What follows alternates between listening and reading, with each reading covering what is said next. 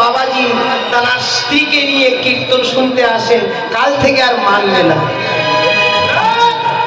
ভারতের কর্ণধার বলে গেছে তুমি পুরুষ নয়, তুমি আমার মতো নারী।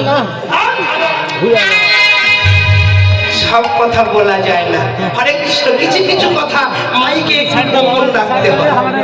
আচ্ছা মা, ধরুন যে বাবাজিরা পুরুষ বলে হাত তুলেছেন, মৃত্যুর পরে কি পুরুষ হবে? হাঁটেন হাঁটেন হাঁটেন। জামা পাল্টালে কালো, সাদা, নীল, লাল বোঝা যায়। দেখো কত মায়েরা কত রকমের শাড়ি পরে এসেছেন। কি গো পরেননি মা? বালিশ মাথা দেন, বালিশ। বালিশে কি থাকে? বালিশের মধ্যে কি থাকে? তুলা, তুলা, কিছু নাই। তেমনি দেহের ভিতরে একজন আছে পরমাত্মা, আর আমাদের ভিতরে কিছু নাই। বালিশ যেমন মাথায় দিলে শুধু তুলা পাওয়া যায়, তেমনি ভিতরে একজন মানুষ বসে আছেন, সে পালালে তুলার মতো পড়ে থাকে। ওই মানুষটা মারা গিয়ে তার দেহ পরিবর্তন হয়। সে কখনো, যেমন ধরুন আমি কীর্তন করছি, অনেক মা মনে মনে করছে সেটা ভালো কীর্তন করছে, আমি যদি এরকম ছেলে হতাম ভালো কীর্তন করতাম।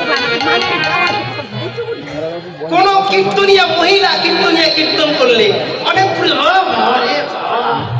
হ্যালো, আমি যদি নারী হতাম তাহলে মৃত্যুর পরে কি হবে বলতে কীর্তন বাড়ি আছে। আপনি গীতায় লেখা আছে জং জং শরণম মাপি মৃত্যুর সময় মানুষ যা যা চিন্তা করে মরে, পরবর্তীকালে সেই রূপ ধারণ করে পৃথিবীতে সে আবার কি মরার সময় কি চিন্তা করবেন আপনারা? হাঁসের চিন্তা করবেন, হাঁস হাঁস হবে।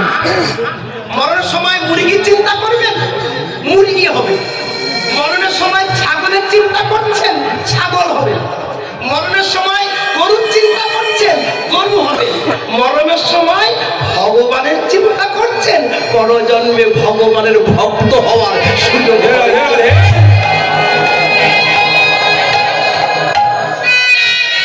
আমরা এই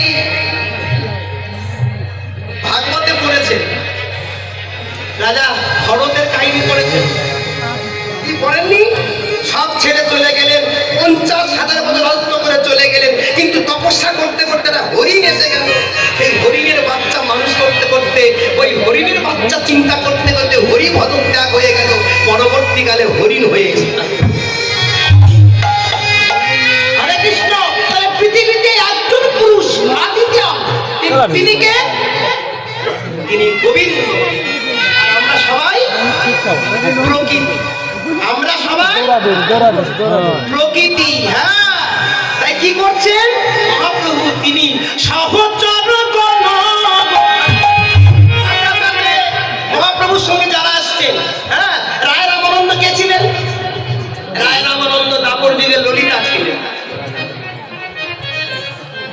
কলিযুগে সে রায় রামানন্দ। গদাধর কে ছিলেন? রাধা শম্পা। লবঙ্গ মঞ্জুরি কে ছিলেন? গোবিন্দ ঘোষ। বৃন্দাবনে লবঙ্গ মঞ্জুরি, কলিযুগে গোবিন্দ ঘোষ। দেহ পরিবর্তন হয় পরমাত্মার, আর তিনি চিরদিন অমর। তার কোনো মরণ নেই। সে আগুনে পড়ে না, মাটিতে পুঁতে দিলে থাকে না, কাচের ঘরেও থাকে না। তার ইচ্ছা, জামা যেমন ছিঁড়ে গেলে নতুন জামা কিনে এনে আহা কি সুন্দর গো, আলমারি রেখে দিয়ে পড়তে পড়তে পড়তে জামাটা ছিঁড়ে ফেলে দেন। তদ্রূপ পরমাত্মা এই দেহটা বুড়ো হয়ে গেলে দেন, এ দেহ ভালো লাগে না, আর একটা দেহ নিই, আবার একটা ছোট্ট দেহ ধারণ করবার জন্য আবার মাতৃগর্ভে জন্ম নেয়।